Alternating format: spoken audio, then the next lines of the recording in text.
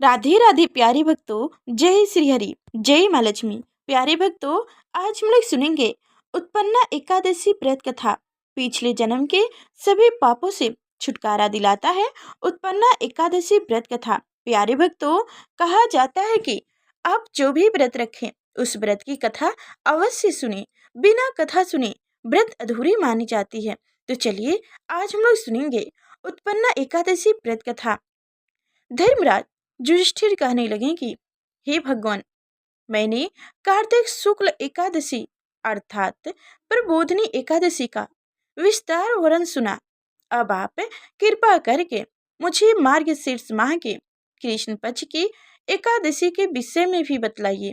इस एकादशी का क्या नाम है तथा इसके व्रत का क्या विधान है, इसकी विधि क्या है, इसका व्रत करने से किस फल की प्राप्ति होती है।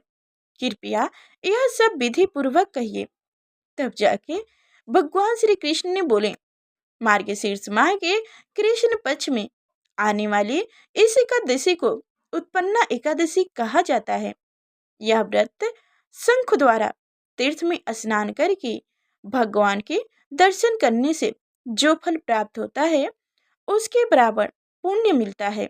व्रत करने वाले भक्त को चोर पाखंडी पर स्त्री गमी निगक्य मिथ्या भाषा तथा किसी भी प्रकार के पापी से बात नहीं करनी चाहिए।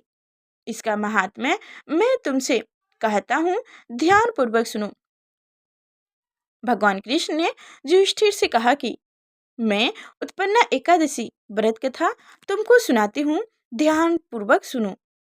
तब जाके युधिष्ठिर कहने लगे कि हे भगवान, आपने हजारों यज्ञ और लाखों गौदान को भी एकादशी व्रत के बराबर नहीं बताया, सो यह तिथि सब तीर्थों से उत्तम कैसे हुई, बताइए। तब जाके भगवान कहने लगे, हे युधिष्ठिर, सतयुग में मूर नामक का दैत्य उत्पन्न हुआ। वह बड़ा बलवान और भयानक था। उस प्रचंड दैत्य ने इंद्र आदि, वसु, आयु, अग्नि आदि सभी देवताओं को पराजित करके भगा दिया। तब इंद्र सहित सभी देवताओं ने भयभीत होकर भगवान शिव से सारा वृत्तांत कहा और बोले, हे कैलाशपति, मूर दैत्यों से भयभीत होकर सब देवता मृत्यु लोक में फिर रहे हैं।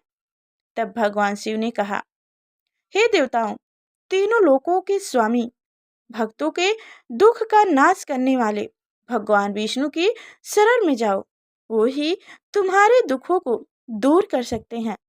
शिव जी के ऐसे वचन सुनकर सभी देवता क्षीर सागर में पहुंचे। वहां भगवान को शयन करते देख हाथ जोड़कर उनकी स्तुति करने लगे। हे देवताओं द्वारा स्तुति करने योग्य प्रभु, आपको बारंबार नमस्कार है। देवताओं की रक्षा करने वाले मधुसुंदर, आपको नमस्कार है। आप हमारी रक्षा करें। दैत्यों से भयभीत होकर हम सब आपकी शरण में आए हैं। आप इस संसार के कर्ता, माता पिता, उत्पन्न और पालन करता और संहार करने वाले हैं। सबको शांति प्रदान करने वाले हैं। आकाश और पाताल भी आप ही का है।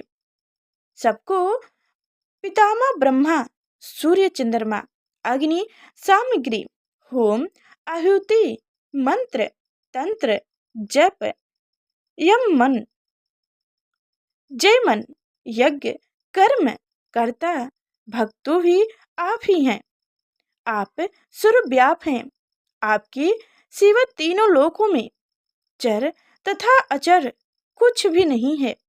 हे भगवान, दैत्यों ने हमको जीतकर स्वर्ग से भ्रष्ट कर दिया है और हम सब देवता इधर उधर भागे भागे फिर रहे हैं। आप उन दैत्यों से हम सबकी रक्षा करें। इंद्र के ऐसे वचन सुनकर भगवान विष्णु कहने लगे कि हे इंद्र, ऐसा मायावी दैत्य कौन है जिसने सब देवताओं को जीत लिया है उसका नाम क्या है, उसमें कितना बल है और किसके आश्रय में है तथा उसका स्थान कहाँ है, यह सब मुझसे कहो। भगवान के ऐसे वचन सुनकर इंद्र बोले, भगवान प्राचीन समय में एक नारी जंग नामक राक्षस था। उनके महाप्राक्रमिक और लोक व्याखित मूर नामक का एक पुत्र हुआ। उसकी चंद्रवती नाम की नगरी है। उसी ने सब देवताओं को स्वर्ग से निकालकर वहां पर अपना अधिकार जमा लिया है। उसने इंद्र, अग्नि, वरुण, यम, आयु, ईस्य, चंद्रमा, नैत्य आदि सबके स्थान पर अधिकार कर लिया है। सूर्य बनकर स्वयं ही प्रकाश करता है, स्वयं ही मेघ बन बैठा है और सबसे अजय है। हे असुर निकंदन, उस दैत्य को, उस दुष्ट को मारकर देवताओं को अजय बनाइए। यह वचन सुनकर भगवान ने कहा, हे देवताओं, मैं शीघ्र ही उसका संहार करूंगा। तुम चंद्रवती नगरी चलो। इस प्रकार कहकर भगवान सहित सभी देवताओं ने चंद्रवती नगरी की ओर प्रस्थान किए।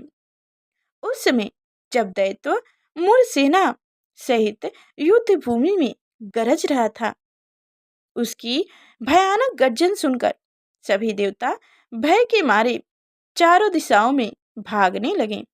जब स्वयं भगवान रणभूमि में आए तो दैत्य उन पर भी अस्त्र शस्त्र लेकर दौड़े। भगवान ने उन्हें सर्प के समान अपने बारों से बीध डाला। बहुत से दैत्य मारे गए, केवल मूर बचा रहा। सब अविचल भय से भगवान के साथ युद्ध करता रहा। भगवान जो भी तीर बाण चलाते वह उसके लिए पुष्प सिद्ध होता। इसका शरीर छिन्न भिन्न हो गया, किंतु वह लगातार युद्ध करता रहा। दोनों के बीच मल्ल युद्ध भी हुआ। 10,000 वर्ष तक उनका युद्ध चलता रहा, किंतु मूर नहीं हारा। थक कर भगवान वृंदावन श्रम चले गए। वहां हेमवती नामक सुंदर गुफा थी। उसमें विश्राम करने के लिए भगवान उनके अंदर प्रवेश कर गए। यह गुफा 12 योजना लंबी थी और उसकी एक ही द्वार था। विष्णु भगवान वहां योग्य निद्रा की गोद में सो गए। मूर भी पीछे पीछे आ गया और भगवान को सोया देखकर मारने को दौड़ता हुआ। तभी भगवान के शरीर से उज्जवल कांतिमय रूप वाली देवी प्रकट हुई। देवी ने राक्षस मूर को ललकारा, युद्ध किया और उसे तत्काल मौत के घाट उतार दी। श्रीहरि जब युग निद्रा की गोद से उठे तो सब बातों को जानकर उस देवी से कहा कि आपका जन्म एकादशी के दिन हुआ है। अंततः आप उत्पन्ना एकादशी के नाम से पूजित रहेंगी। आपके भक्त वही होंगे जो मेरी भक्त हैं। जय श्री हरि। प्यारे भक्तों, ये थी उत्पन्ना एकादशी प्रेत कथा।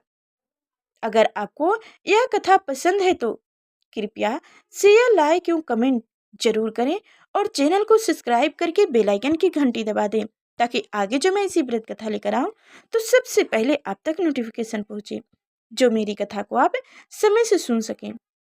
तो फिर चलते हैं, फिर मिलते हैं नेक्स्ट वीडियो में। तब तक के लिए धन्यवाद।